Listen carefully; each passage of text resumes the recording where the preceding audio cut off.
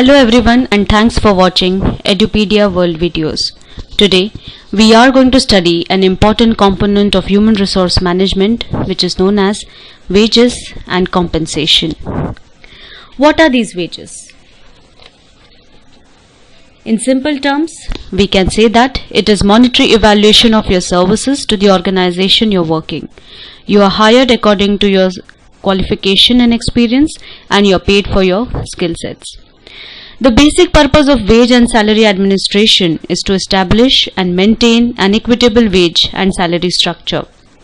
Its secondary objective is the establishment and maintenance of an equitable labor cost structure, that is, an optimal balancing of conflicting personal interests so that the satisfaction of employees and employers is maximized and conflicts are minimized.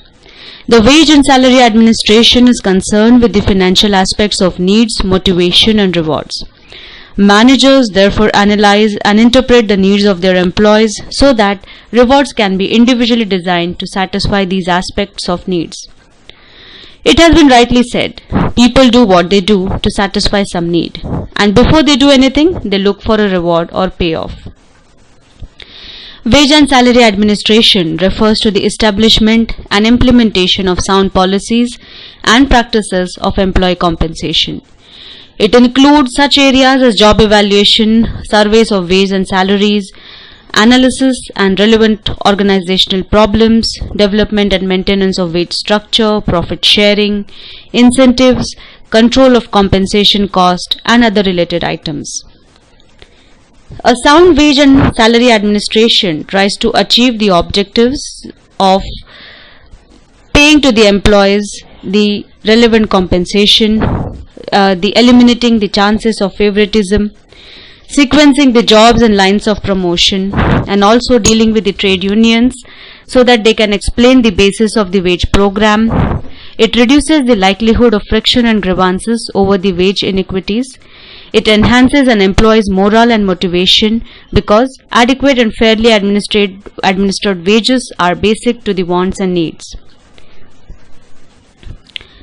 Beach, author for management subjects, said that wages and compensation have four major purposes.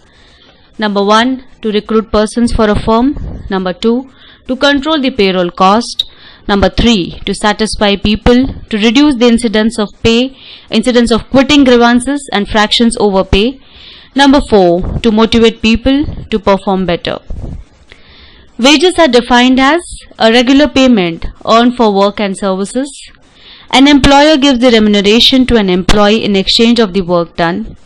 Wages can be earned daily, weekly, monthly. Generally, wages are paid to the workers of production or maintenance units. Salary is defined as a weekly or a monthly rate or daily rate paid to clerical, administrative and professional employees. Compensation can be defined as money received in the performance of work along with many kinds of benefits and services that organizations provide their employees. Money is included under direct compensation, while benefits are included under indirect compensation. The sound wage policy is based upon the organization's ability to pay the supply and demand of labor, the prevailing market rate, the cost of living, productivity, trade unions, bargaining power, and job requirements. Now, what are the elements of a good wage plan? Good wage plan, in simple terms, it should be easily understandable, that is, all the employees should easily understand what they are to get out of their work. It should be instructed in how the wage plan should work. Second, it should be easily capable of easy computation. It should be sufficiently simple to permit quick calculation. Mathematical tables may be supplied if required. It should be capable of effectively motivating the employees. It should provide incentive for work. If both quality and quantity of work are to be stressed at the same time, a plan should be selected that it will not unduly influence the worker to work too fast or become too careless about the quality. It should provide relatively stable remuneration plan so that employees are assured that there is a stable amount of money which they will get on a regular basis.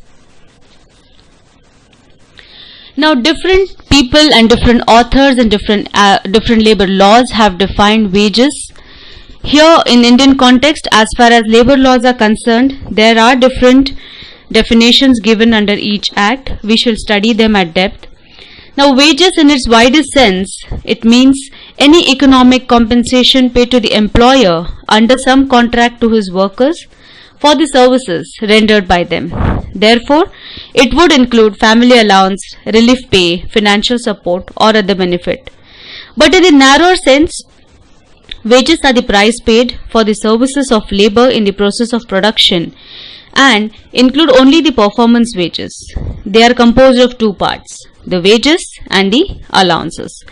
The basic wage is the remuneration by way of basic salary and allowances which is paid or payable to an employee in terms of his contract of employment for the work done by him. Allowances, on the other hand, are paid in addition to the basic wages to maintain the value of basic wages over a period of time. Such allowances might include holiday pay, overtime pay, bonus, social security benefits, etc. They are not included as a part of definition of wages. Now here under different acts we will study what wage is defined as. Under the Minimum Wages Act 1948, wages means all the remuneration which is capable of being expressed in terms of money if the terms of contract of employment were expressed or implied and were fulfilled. It should be payable to a person employed for his employment or work done. This would include house rent allowance as a part of it.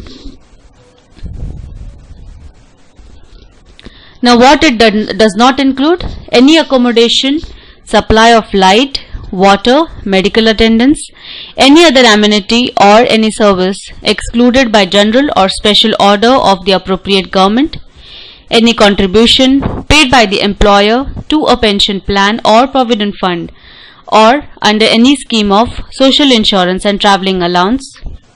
Payment of Wages Act also defines wages as the remuneration, whether by way of salary or allowance or otherwise, expressed in terms of money or capable of being so expressed, which would, if in terms of employment express or implied, were fulfilled, be payable to a person employed for the work done.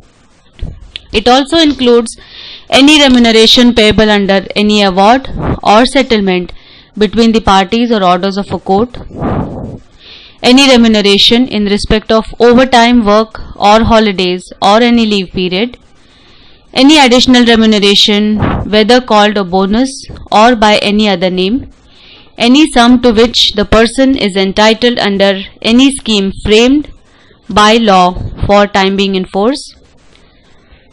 It does not include any bonus, profit sharing or otherwise which does not form of the remuneration payable. It does not include the value of house accommodation or supply of water, light, medical assistance or any other such amenities which are excluded from the computation of wages. Any contribution paid by the employer to any pension or provident fund, any travelling allowance, any sum paid to defray special expenses entitled on him by nature of his employment, any gratuity payable. Workmen Compensation Act defines wage as it includes any privilege or benefit which is capable of being estimated in money other than travelling allowance or the value of travelling concession or a contribution paid by the employer of a workman towards the pension or provident fund or a sum paid to a workman to cover any special expenses entailed on him by the nature of his employment. Now here we have seen that in India different act includes different items under wages, though all the acts include basic wage and dearance allowance under the term wages. Now example, here in the Workmen's Compensation Act, wages for leave period, holiday, overtime, bonus, attendance, etc. form part of wages. Under payment of wages, we have seen that any award or settlement and production bonus, if it is paid, it constitutes wages. Under the Payment of Wages Act, retrenchment compensation in lieu of notice and gratuity payable on discharge would also be part of the wage. So these are few definitions of wages which we have seen. We have now seen the concepts related to wages and the definitions as per the labor laws. In the coming sessions, we will see few more definitions related to wages, few more concepts related to wages, and then the theory of the wages. Thank you.